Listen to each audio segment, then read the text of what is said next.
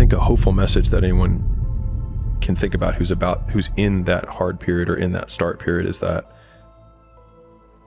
it won't get harder. Like, this is the hardest part. And so if you can just make it through this, everything else is downhill. It's not that the things that the dragons are going to slay aren't going to get bigger. They are. But you become so much more equipped to slay them back. And you have so many more allies. You have people in the stands cheering for you. You have the audience. You have all of these other things that are behind you.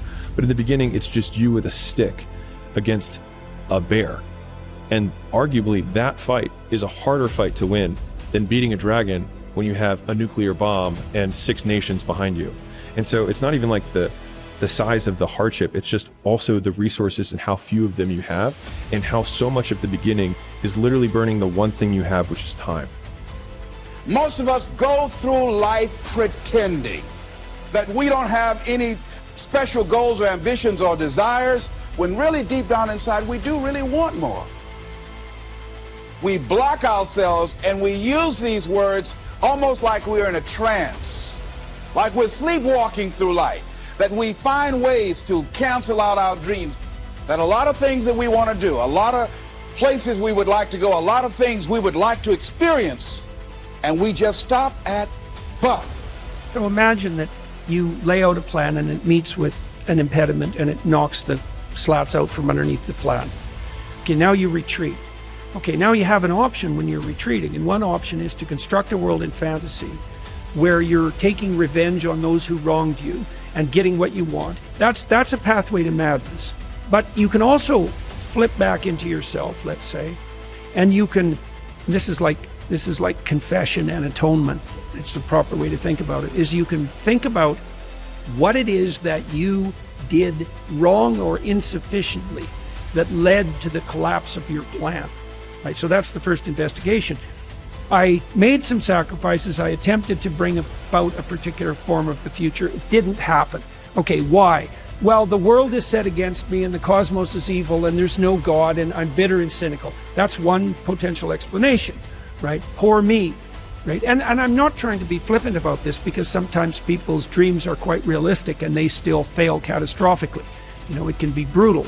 You know, maybe you did make a lot of good decisions and you suddenly got ill, or someone in your family did, and everything went to hell on you. It doesn't have to be because you've done something cardinally foolish that you fail. You know, it's built into the structure of the world. But it doesn't matter. You can also retreat into yourself and you can say something like, all right, I need to retool my conception of strategy, but also potentially my conception of goal. You know, maybe I'm looking in the wrong place. Maybe I have to look somewhere else. And you can open yourself up to a revelation. But will cause you to hide out behind fear, but will cause you to come up with all type of excuses that you can validate your inaction and not acting on your dream. But is a dream killer.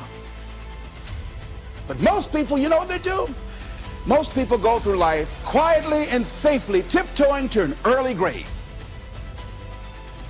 We've been holding back. We have ideas that we don't act on, things we want to do. We're afraid to take chances. The past is the past.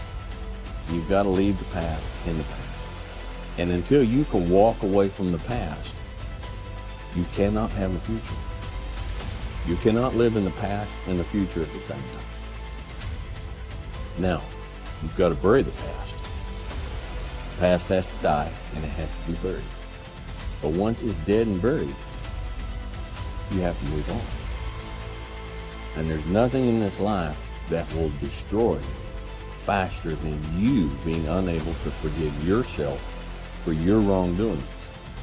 Now, it's hard when those we love and those around us cannot forgive us for our wrongdoings. That's hard enough. But when you cannot forgive yourself, that's not survivable. That's not survivable. All right? So, walk away.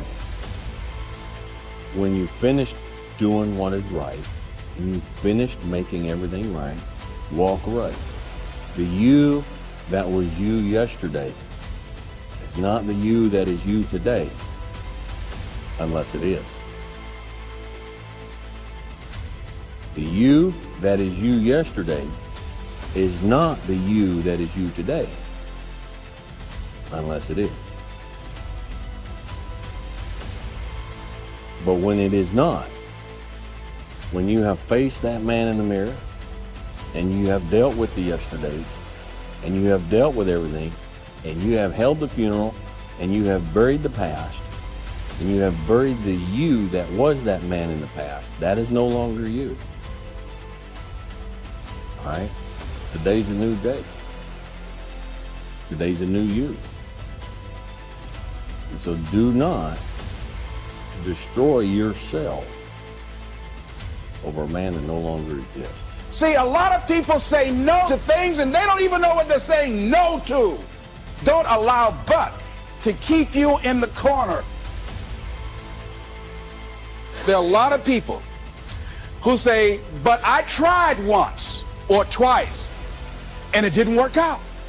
And so they use that as an excuse not to ever come out again.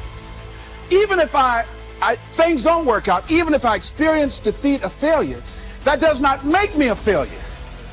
It's a difference between failing and being a failure. If things don't work out, if you don't produce the results you want, that's all. But don't confuse who you are with the results that you produce. Do what you can, where you are with what you have, and never be satisfied.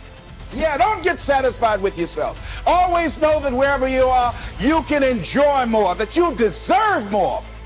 A lot of people sit back and they dream about being a sports figure, or dream about being a SEAL, or dream about being an astronaut. And all it is a motherfucking dream.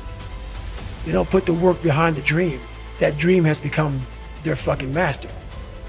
When you become the master of your fucking dream is when you say, I want to go be a Navy SEAL, and you say, okay, I'm gonna lose 106 pounds in less than 3 fucking months. The dream was the one thing I thought about, and the dream was now gone. Now, what comes in, the dream goes away, and the fucking laundry list of fucking details and tasks come up. Gotta do this, gotta do this, gotta do this, gotta do this. That's when you become the master of your dream. Why don't you decide now that you're going to expand your world, that if other people can learn, you could learn too? See, if you're working on your dream, sure there are going to be times you're going to want to give up. Sure there'll be times in life will knock you down and catch you on the blind side. But the challenge is to hold on. And if you hold on tenaciously, I say the universe is on your side. See, if you don't decide to act on your dream, if you don't decide to make a decision to live your life, if you don't decide to step into your fears, if you don't decide to say yes to your life, it will never work for you. You got to live what's in you. Life is just too short and unpredictable. But what do we say? But there always be tomorrow. Oh no. There's no guarantees you're going to show up tomorrow. Always something there to build a case on why you can't move on, why you can't grow to the next level, why you can't begin to manifest your greatness, why you can't begin to live life on your terms. That you're going to say, it's not worth it? Yes, that's going to be right there for you. It's going to be in your face, telling you to go back. So if you want to do something, if you thought about something you want to do, take it head on. Life will never be the same again. Live your dream. Is it possible for you to have all your dreams become a reality in your lifetime? Yes, it is possible. But the real question you should be asking yourself, have you made the decision?